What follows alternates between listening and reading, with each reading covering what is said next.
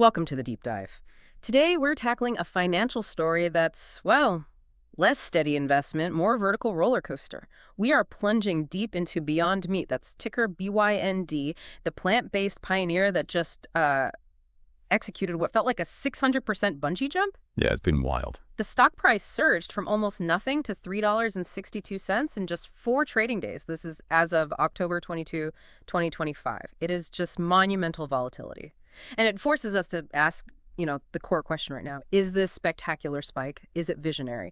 A real comeback based on like a fundamental shift? Right. Or is it just a speculative fever dream, totally detached from the company's struggling reality? We're kind of teasing the conclusion right up front here. The disconnect between the business reality and that market price, it's one of the most profound we've ever seen. That's exactly our mission today, to anchor this analysis strictly to the company's fundamentals as of right now, October 22nd, 2025. And really separate the sizzle from the steak, so to speak. The noise around the short squeeze is, well, it's deafening. But if you look closely, the numbers, they tell a quiet, completely different story. Absolutely. So to peel back those layers, we've broken the sources down into 7 key chapters. We'll start with part 1, covering the business, management, and financial health. That's chapters 1 through 3. Okay. Then in part 2, we'll analyze the intense market dynamics, ownership, and the final risk assessment. Oh, and before we dive in, if you find this analysis useful, please do like and subscribe to Stock Analytics AI. It really helps us out. Okay, let's kick off with chapter 1, the business of plant-based meat. So the basic structure, how Beyond Meat actually makes money. They rely on this dual channel distribution. Right. You've got retail, that's your grocery store aisle, mass merchandisers, and then food service, which means restaurants, quick service restaurants, QSRs. Retail is the biggest segment for them, but man, it's facing some serious headwinds right now. Yeah, and management's own assessment, their internal view, is that they are dealing with ongoing softness across the entire category. So this isn't just a Beyond Meat problem necessarily, but they are certainly feeling the pinch the hardest, it seems. Right. The Q2 2025 numbers are, well, they're brutal. U.S. retail net revenues decreased by 26.7% year over year. Wow, over 26%. Yeah, and that's because sales volume itself just dropped by nearly a quarter, 24.2%. People are buying less of it. And it's not just a U.S. Yeah, problem. not at all. International food service saw the steepest decline of all their segments, actually. It fell 25.8% in Q2. Yeah. They seem to be struggling to find solid footing, like anywhere globally right now. Yet, despite all that, they remain committed to their flagships, the Beyond Burger, now on its Beyond 4th version, right, and Beyond Sausage. Yep, the core products. Their whole strategy is still centered on attracting flexitarians, people who want to eat less meat but don't want to sacrifice the experience. It's driven by that mission, eat what you love. And what's really fascinating here, I think, is the core market context. Beyond Meat was a pioneer, absolutely, but its dollar share of total retail packaged meat sales, it's tiny, like only 1.7%. Just 1.7%. That's surprisingly small. It is. And the crucial counter trend, the thing really working against them now, is that the consumer landscape seems to be moving away from those highly processed meat mimics that Beyond Meat basically defined. Consumers are increasingly scrutinizing ingredient lists.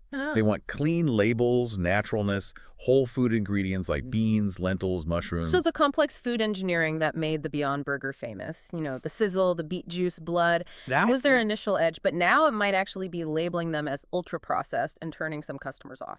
And sort of turning that technological strength into a potential strategic liability. It's a tough spot. And meanwhile, the competition, it's ferocious. You've got tech rivals like Impossible Foods, obviously. Right. But also these massive, powerful incumbents like Tyson with their raised and rooted brand, and Killanova, which owns the legacy brand Morningstar Farms. These companies have scale, distribution networks. Beyond Meat can only dream of that kind of muscle right now. And if that wasn't complicated enough, you mentioned regulators are getting involved too. That's right. Regulatory friction, it just adds cost and confusion. In the U.S., FDA guidance now recommends explicitly identifying the plant source. So you have to say, like, pea protein burger. Okay. And even more dramatically, perhaps, in the EU, the Parliament has voted on amendments that could potentially ban traditional meat terms like burger and sausage. Seriously, what would they call them? Well, it could force companies to use less appealing names like, I don't know, veggie disc. Veggie disc, ouch, that doesn't sound great. No. And these aren't just, marketing annoyances. They are costly, mandatory operational changes if they go through. Okay, so let's sum up the core business chapter. Their key strength is that powerful brand recognition, 54% awareness, you said. Yeah, that's significant. But they have zero cost advantage. Products are 2 to 4 times the price of conventional meat. Right. So when you're standing there in the grocery aisle, there's basically zero reason other than maybe that brand loyalty not to switch to a cheaper alternative, plant-based or otherwise. Right. No switching costs. Pretty much, yeah. Price is a huge hurdle. Okay, chapter 2, management evaluation. Let's pivot from the product itself to the people running the show. Founder CEO Ethan Brown, he led that phenomenal 2019 IPO, huge splash. Massive IPO, yeah. But the post-IPO era, it seems defined by poor execution. We're talking botched product rollouts, failed partnerships with major QSRs. Yeah, that poor execution translates directly into what looks like constant structural upheaval. They initiated this fundamental reset strategy that involved multiple rounds of layoffs, October 22, November 23, and then twice again in 2025, February and August. Wow, multiple rounds. And they even brought in a specialist, John Boken, as Chief Transformation Officer. You don't usually bring in a CTO unless you're trying to manage decline or, frankly, stave off complete failure. Right, that title alone says a lot. And this perhaps leads to some serious questions about transparency, doesn't it? Specifically because of those 2 major lawsuits. Yeah, the lawsuits are concerning, particularly the pattern they suggest. First, there's that securities fraud class action. It alleges misrepresentations about their ability to scale production for key partners like McDonald's and Taco Bell. Remember those big announcements? I do, yeah. They never seem to fully materialize. Exactly. But maybe even more damaging, potentially, is a separate lawsuit about labeling. They claim their product provides 40% daily value of protein. But the lawsuit alleges that the standard method used by the FDA for calculating digestible protein, it's called PDCAS. Right, PDCAS, protein digestibility corrected amino acid score. It's not just how much protein is in there, but how much your body can actually use. Precisely. The lawsuit alleges that method only measured 7% DV for Beyond Meat's products. 7% versus 40. That's a huge difference. If those allegations hold water, that's a massive credibility gap, especially with health-conscious consumers. It really is. And taken together, it suggests potential systemic issues, maybe overpromising and underdelivering. That kind of thing poisons both consumer and investor trust over time. Okay, so under all this financial pressure, their capital allocation strategy must have shifted, right? From offense to pure defense. Absolutely. They've had to gut R&D spending, which you'd think is the heart of a food tech company. Cut it from nearly $67 million back in 2021 down to just $28.1 million in 2024. Oof, cutting the innovation engine. And here is arguably the biggest strategic maneuver, though maybe survival tactic is a better description, that October 2025 debt for equity swap. To manage their absolutely crushing debt load, they got approval to issue up to 326 million new shares. Wait, 326 million new shares? How many did they have before? That's the staggering part. It more than quadrupled the total share count. Quadrupled. Okay, let me just stop you there. They quadrupled the number of shares out there just to manage debt. That screams survival mode. It does. How can any rational investor square that kind of massive immediate dilution with a 600% stock surge in 4 days? That just, it defies all logic. It doesn't square. Not fundamentally. No. And the financial reality backs that up completely. If we look at return on invested capital, ROIC, which measures how well a company generates value from the money invested in it, Beyond Meats has been deeply negative consistently. It hit negative 30.98% in 2024. Negative 30% ROIC. Yeah. This isn't just underperforming the market. This is active value destruction on an ongoing basis. Yeah. They're burning capital. Okay, chapter 3. Financial analysis. If management is in survival mode, let's see what the financials actually say they're fighting against. We need to look at the scoreboard here. The 5-year revenue trend. You mentioned it peaked in 2021 at about $464.7 million. That's right. But it has declined every single year since then. The trailing 12-month figure, the TTM number, is now only $301.4 million. They are shrinking fast, year after year. And the immediate question then becomes, well, can they even make money on the product they do manage to sell? Looking at the margins, the answer is a pretty definitive no, historically. Gross margin, that's what they earn just from making and selling the product before overhead. Yeah. It was deeply negative at negative 24.2% in 2023. They were literally spending more to produce and sell the food than they made from the sale itself. That's sustainable. Completely. Now, the TTM margin recovered slightly to 10.56%, but frankly, that is far, far too low to cover their substantial operating expenses, R&D, marketing, everything else. And I assume the operating and net margins reflect that. Oh, yeah. They confirmed the cash hemorrhage, Yeah. consistently hovering around -53% and -51% TTM, respectively. Just huge losses. Which brings us to the cash burn. That seems critical. It's the critical concern. They have burned through over $1 billion in negative free cash flow just since 2020. Yeah. $1 billion. Golly dollar. And the balance sheet, it's frightening. You've got $1.2 billion in debt, and as we touched on, negative total shareholder equity of negative $677 million. Negative $677 million in shareholder equity. That sounds like more than just a struggle. Can you give us the simple translation? What does negative equity really signal for a company's fundamental health? Sure. In simple terms, it means that if they sold every single asset they own, factories, equipment, inventory, everything, and used that money to pay off all their liabilities, all their debts, they would still owe creditors $677 million. It is the textbook definition, really, of technical insolvency on a book value basis. Their liabilities exceed their assets on paper. But hang on, I see their current ratio is reported at 3.3x. Usually that suggests pretty good short-term liquidity, right? Isn't that a mitigating factor? It looks good on the surface, but it's deceptive. While 3.3x normally seems healthy, yes, it's artificially propped up by $111 million sitting in inventory. Oh, okay. Given their declining sales volume, that inventory is at really high risk of becoming obsolete. Think about it. Food products have expiration dates.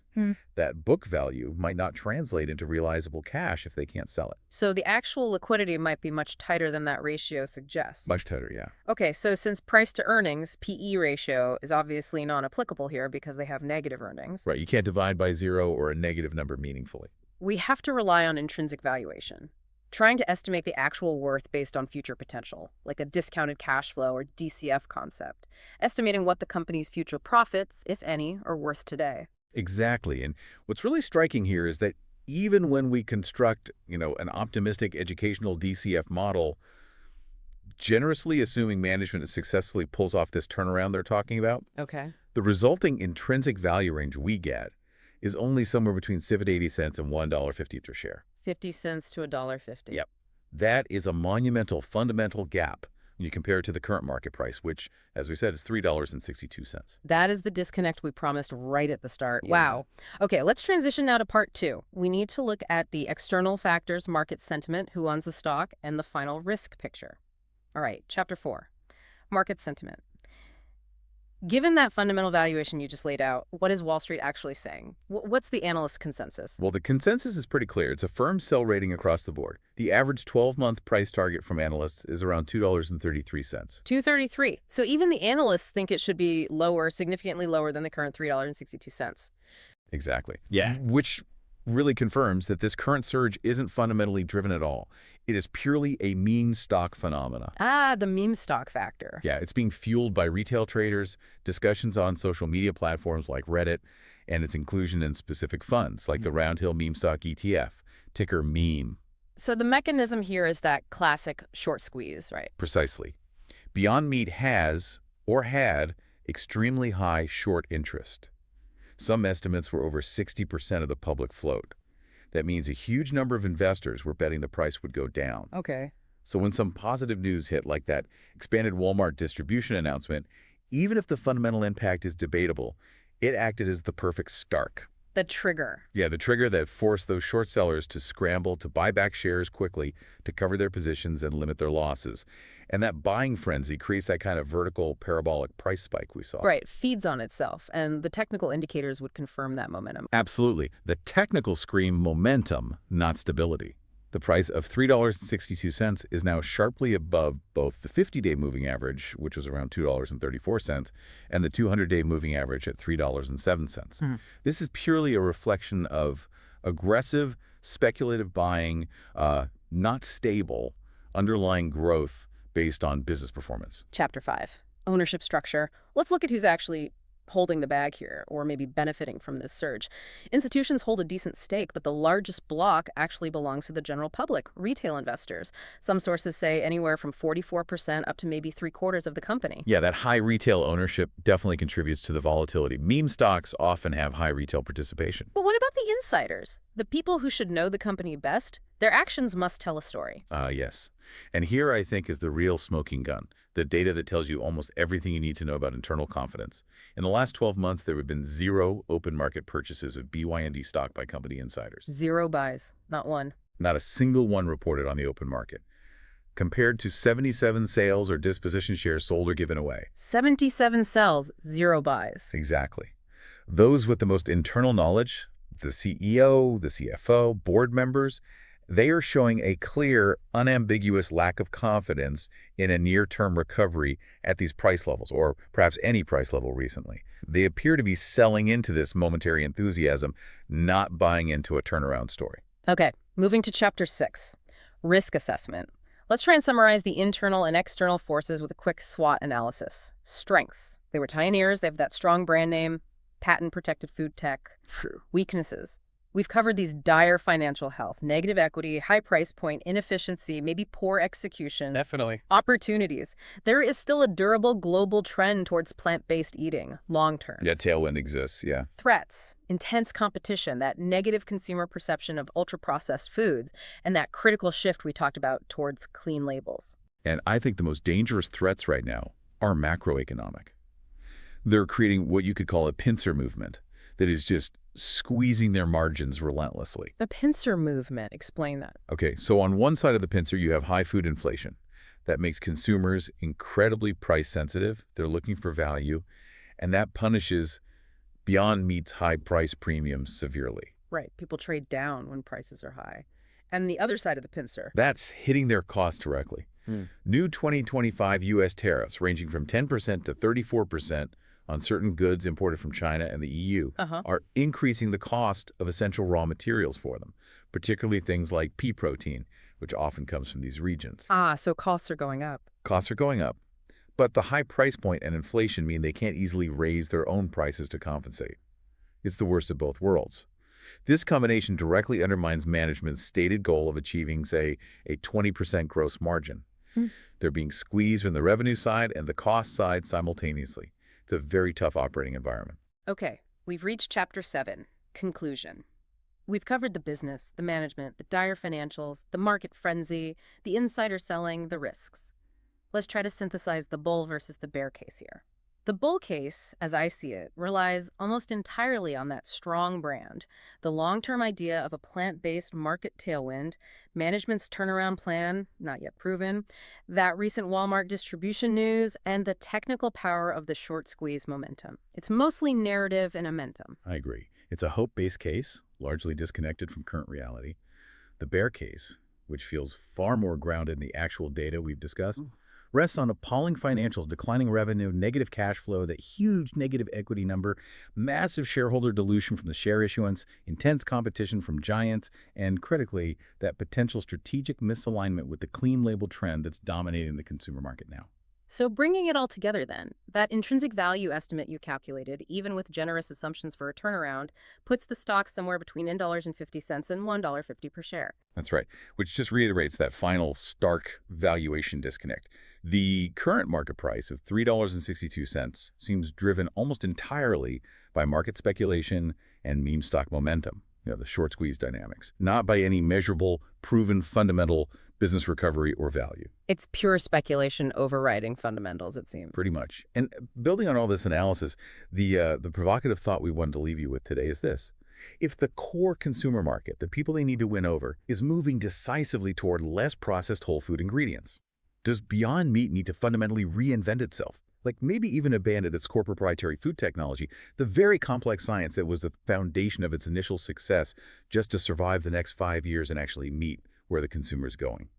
That's a fascinating and maybe existential question for a company literally defined by its food science lab work. A real dilemma. Well, thank you for joining us on this really deep dive into Beyond Meat. It's certainly a complex and very dramatic story right now. If you enjoyed getting this full breakdown of the sources and the analysis, please consider joining the Stock Analytics AI community. Like this video, subscribe to the channel, and remember, for just $4.99 a month, you get access to our massive playlist, 500 deep dive videos covering all the S&P 500 stocks. That's a lot of content. It is. And next up, exclusively for our members, we are diving deep into the NASDAQ 100. Plus, members can also request specific stock deep dives. Just drop the ticker symbol in the comments on a member's video, and we'll get our AI on it and turn it around for you. And finally, just the necessary reminder. This analysis was generated by an AI system. It's intended purely for educational and informational purposes. It should absolutely not be considered financial advice. Please always conduct your own thorough research or consult with a qualified financial advisor before making any investment decisions.